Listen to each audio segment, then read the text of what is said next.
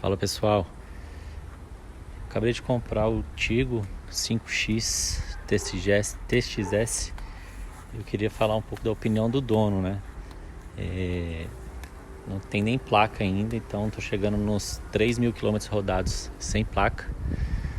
Eu queria falar sobre os pontos que eu não gostei do carro, né? Porque você vê muito review aí falando dos pontos fortes do carro, falando apenas um ou dois pontos que não vão muito bem.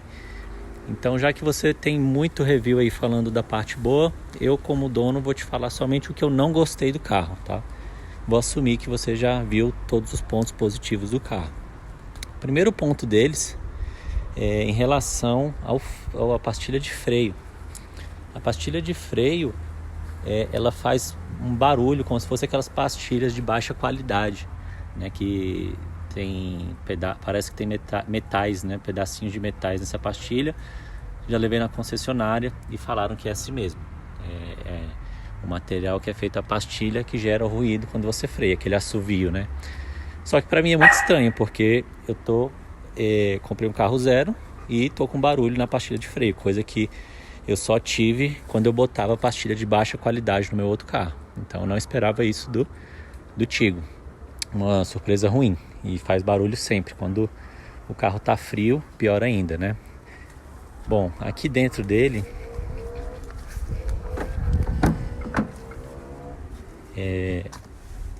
outros pontos aqui agora interno do carro em relação ao câmbio, tá?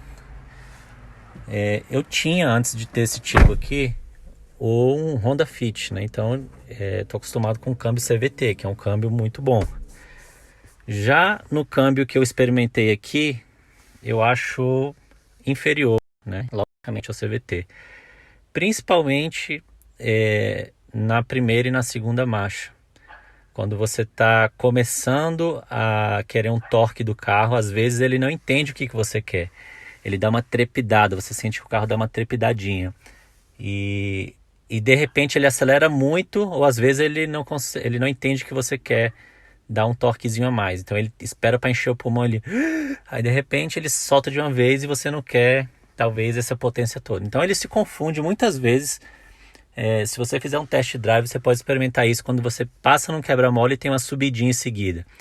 Aí você vai ver o que eu estou falando. Então essa é uma questão do câmbio que falaram que é assim mesmo também. É uma característica do câmbio que, por infelicidade, eu não experimentei no meu test drive. Tá? É uma coisa ruim que eu não gostei também. Que mais? Outra coisa são essas partes brilhantes, né? Você está vendo que o carro inteiro tem essa parte brilhante. Quando você vai ver o carro na concessionária, é lindo, né? Você acha, nossa, que show, o carro todo com acabamento top, né? E realmente é muito bonito.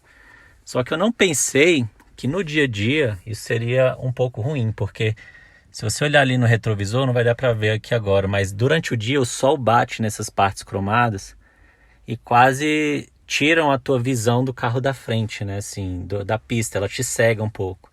E quando você vai olhar no retrovisor, você mais vê o reflexo das partes cromadas que o sol está refletindo do que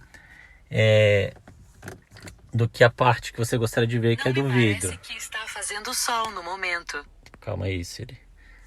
Então essa também é uma parte que é uma surpresa agradável no primeiro momento, mas na prática mesmo poderia ter menos, né? Eu abriria a mão dessa elegância para ter alguma coisa mais fosca, porque atrapalha realmente num dia de sol. Principalmente quando você tem o vidro ali aberto, porque aí é mais uma fonte de iluminação que chega, né, através aqui do teto para refletir no seu rosto aqui como motorista.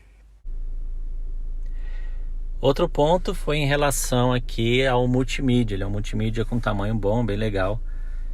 Só que às vezes ele reseta para os padrões de fábrica. Então pelo menos uma vez a cada 10 dias ele reseta a hora, reseta as minhas configurações. Então, por exemplo, aqui no som eu marco essa opção aqui de loudness, né, para melhorar o som, dar um acústico legal. E aí, às vezes eu ligo o carro, aí o horário tá trocado, isso daqui tá desativado, como se tivesse resetado. E eles também não conseguiram ver o que é de fábrica. Então, algum problema de software, né? E outro detalhe também é em relação ao amortecedor da frente, né? O amortecimento das rodas dianteiras. Desde quando eu peguei o carro, eu sentia que toda vez que eu passava no quebra-mola, ele fazia um barulho quando ele exigia um pouco mais da suspensão, né, da dianteira, na verdade. E aí ele chegava no amortecimento, ele fazia um barulho assim, poc, como se estivesse batendo em alguma coisa toda vez. Isso me incomodava, porque o carro zero estava fazendo barulho na suspensão. Aí eu levei também na concessionária. Eles falaram que teriam que colocar uma peça a mais, que inclusive não vem no carro, mas eles iriam cobrir pela garantia, uma espécie de removedor desse ruído da suspensão. E realmente funcionou na primeira semana, só que depois o barulho diminuiu, mas ele não sumiu, ele voltou. Então eu estou assumindo que também é alguma característica dessa suspensão e eu vou ter que levar lá para ver o que eles falam novamente. Então tem esse ponto também da suspensão, principalmente na dianteira, que faz esse barulho. Então é isso, são alguns pontos, né, que eu levo em consideração. Não consigo formar minha opinião ainda se eu estou satisfeito ou insatisfeito. Vou esperar até 10 mil quilômetros para que eu consiga realmente ter a minha opinião formada. Mas até agora, se eu fosse falar de 1 estrelinha a 10 estrelinhas, eu estaria dando 7 estrelinhas para o meu Tigo, tá? O porta-mala é só um detalhe, né, que depois eu também que fiz a primeira viagem descobri que ele é bem apertadinho. Eu tinha visto, mas eu pensei que caberia, então ele é bem espremido, bem na medida.